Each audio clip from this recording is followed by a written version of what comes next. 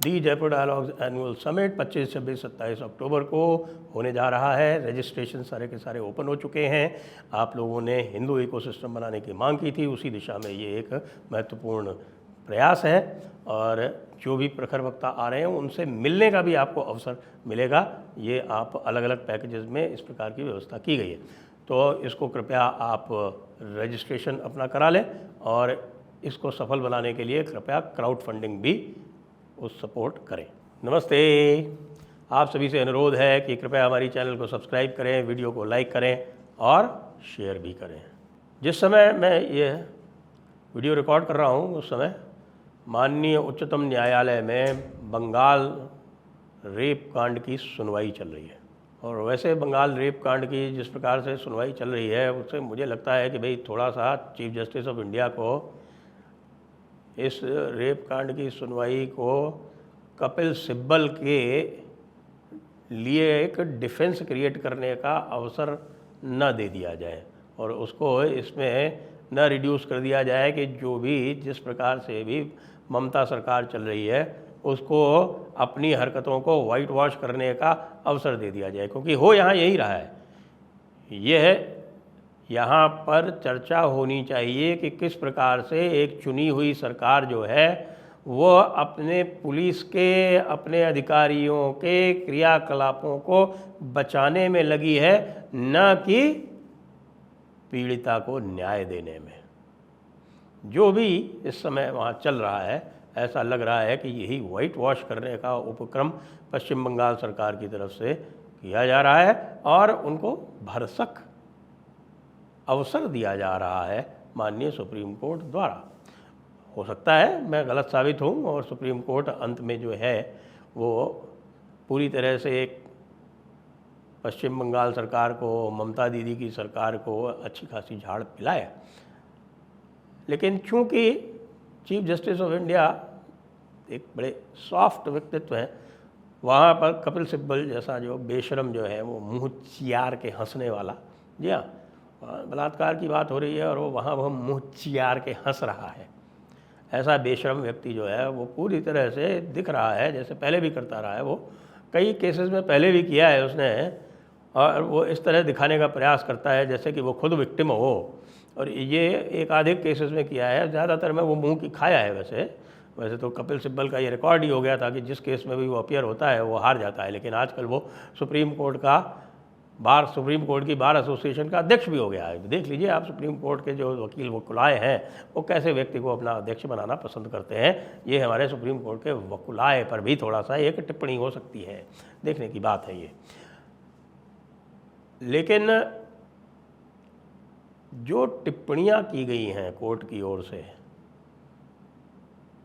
वो यदि कोई और, मुझे लगता है कि और थोड़ा सा और संवेदनशील व्यक्ति होता कपिल सिब्बल के अतिरिक्त, तो वो बहुत सारी चीज़ें कंसीड करके, कंसेशंस करके और ये कह देता कि साहब मैं ऐसा ऐसा करूँगा और इसकी पुनरावृत्ति ना हो इसके लिए भी प्रयास किए जाएंगे और गाइडलाइंस इशू की जाएंगी इत्यादि इत्यादि, ये सब कर देता। इसका कॉन्ट्रास्ट देखिए आप, कॉन्ट्रास्ट देखिए महाराष्ट्र में एक केस हुआ 2 छोटी बच्चियों के साथ में, और जब ऊपर सरकार तक बात पहुंची तो उन्होंने उसको कवर अप करने का प्रयास नहीं किया। उन्होंने जो इंस्पेक्टर पुलिस, वहाँ कोई लेडी थी इंस्पेक्टर पुलिस, उसको सस्पेंड किया, वहाँ के और स्टाफ को लाइन हाजिर किया और एक एसआईटी गठित की और वो एसआईटी गठित करके निष्पक्ष रूप से जांच आरंभ की। लेकिन उसके बाद भी जो वहाँ की जो शक्तियाँ हैं, यानी कि पवार साहब वाली, कांग्रेस वाली, उन्होंने ये उचित समझा कि हाँ यहाँ पर थोड़ा हल्ला कर दो जिससे कि जो कलकत्ता में जो हंगामा चल रहा है वो थोड़ा सा कवर अप हो जाए। यानी कि यहाँ भी जहाँ कोई कवर अप नहीं था, इसमें भी उन्होंने ये प्रयास इसलिए किया बदलापुर में कि जिससे कि जो कलकत्ता का रेप केस है उसकी आवाज़ थोड़ी सी ठंडी पड़ जाए। लेकिन यहाँ तो जजेस ने स्वयं आश्चर्य प्रकट किया कि भाई ये एफआईआर जो है वो रात में 11:45 पर रजिस्टर हो रही है, जबकि सवेरे ही पता चल गया था। और जब सवेरे पता चल गया था तब जनरल डायरी एंट्री है सवेरे 10:30 बजे कि साहब कोई अनकॉन्शियस स्टेट में कोई महिला पड़ी हुई है, जबकि सब देख रहे थे, सब जान रहे थे, सारे डॉक्टर्स, कोई भी बिना डॉक्टर के भी कोई बता सकता था कि उसकी मृत्यु हो चुकी थी। और उसकी मृत्यु हो जाने के बाद भी जनरल डायरी एंट्री जो है वो सूचना ये दी जाती है कि यहाँ कोई महिला जो है वो बेहोशी की हालत में पड़ी हुई है। और एफआईआर भी लास्ट में कौन कराता है? पेरेंट्स कराते हैं, प्रिंसिपल नहीं कराता। प्रिंसिपल का काम जो है वो लगातार ये था कि किसी भी तरह से क्राइम के सीन को ऑल्टर कर दो, किसी भी तरह से जो एविडेंसेस हैं उनको मिटा दो। और जब जस्टिस पारदीवाला ने यही कहा कि भैया हमारे 30 साल के लीगल करियर में इस तरह की घटना हम पहली बार देख रहे हैं, पहली बार देख रहे हैं कि पोस्टमार्टम के बाद में एफआईआर दर्ज हो रही है, पोस्टमार्टम के बाद में, और वो भी पहले जो है वो अननेचुरल डेथ की दर्ज हो रही है और बाद में जब प्रेशर पड़ता है तब उसको कन्वर्ट किया जाता है हत्या और रेप की एफआईआर में।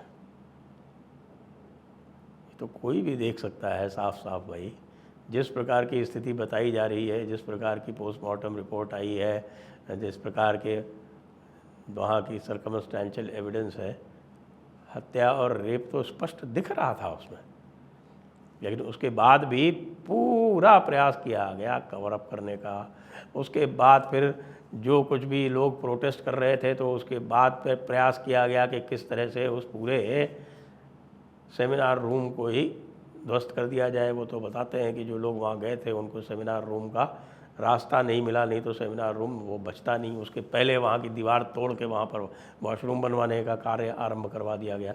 हर तरह से जो प्रिंसिपल है, जो प्रिंसिपल का स्टाफ है और जो इस समय उसके विरुद्ध जो बातें आ रही हैं मीडिया में, उनके ऊपर यदि आप ध्यान दे दें तो आप पाएंगे कि साहब के वहाँ तो इतना रैकेट इतने समय से चल रहा था और स्वास्थ्य भवन को लोगों ने कंप्लेंट की थी।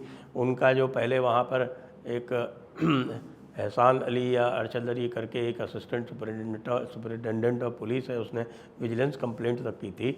वो सारे के सारे स्वास्थ्य भवन जो कि ममता दीदी के डायरेक्ट सुपरविजन में चलता है, क्योंकि वही मंत्री हैं, स्वास्थ्य मंत्री हैं, वहाँ पर वो सारी की सारी दबा दी गई। तो संदीप घोष जो प्रिंसिपल था वो इतना पावरफुल था, और उसके बाद भी आप देखिए कि संदीप घोष का कुछ नहीं हुआ, उसको तो कलकत्ता नेशनल मेडिकल कॉलेज में प्रिंसिपल लगा दिया गया। अब जाके यानी कल जब इतना दबाव चारों तरफ से पड़ा है तब जाके उसको सस्पेंड किया गया है, तब जाके वहाँ पर एक दूसरा ऐसा प्रिंसिपल लगाया गया है जिसकी निष्ठा पर कोई संदेह नहीं है। और बीच में लगाई गई थी मैडम पॉल, उनको भी अब हटाया गया है। और तो और ममता दीदी के भतीजे तक ने इस पूरी घटना पर ममता दीदी की कार्रवाई से नाइत्तेफाकी असहमति जता दी है। लेकिन कपिल सिब्बल सुप्रीम कोर्ट में खड़ा होके बेशर्मी से न केवल हंस रहा है, बेशर्मी से बचाव कर रहा है और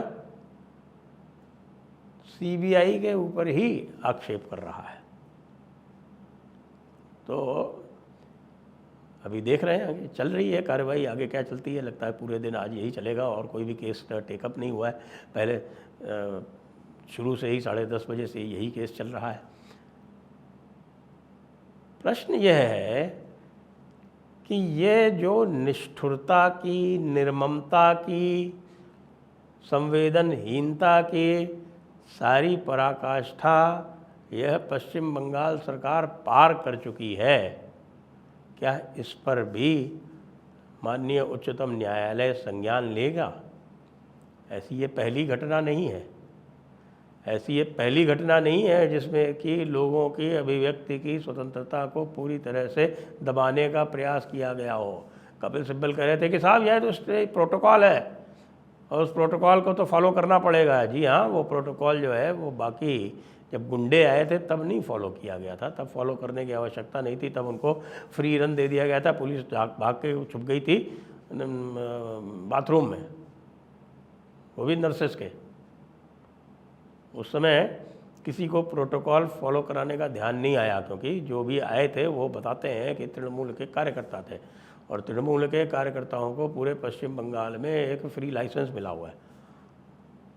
ऐसा ना हो कि ये जो कार्रवाई हो रही है ये एक ठंडे तरीके से समाप्त कर दी जाए और जो पूरे के पूरे हालात बन रहे थे प्रेसिडेंट्स रूल लगाने के लिए रूल ऑफ लॉ कोलैप्स होने के कारण, वो रूल ऑफ लॉ कोलैप्स होने की जो परिस्थिति बनी हुई है उसको ही कवर कर दिया जाए, उसको कवर दे दिया जाए इस प्रोसीडिंग्स के माध्यम से। यह सुप्रीम कोर्ट को भी ध्यान रखना पड़ेगा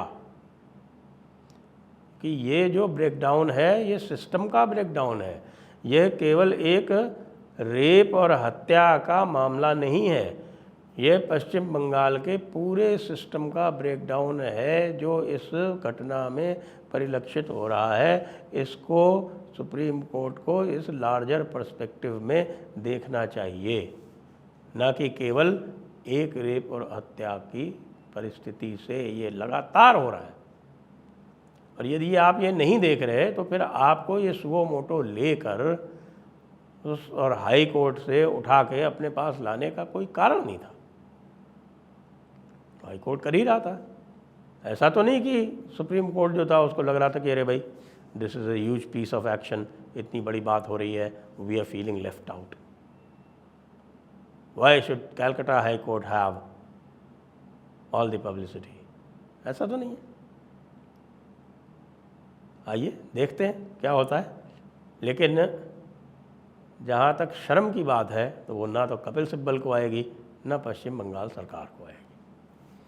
जय हिंद, जय भारत, वंदे मातरम।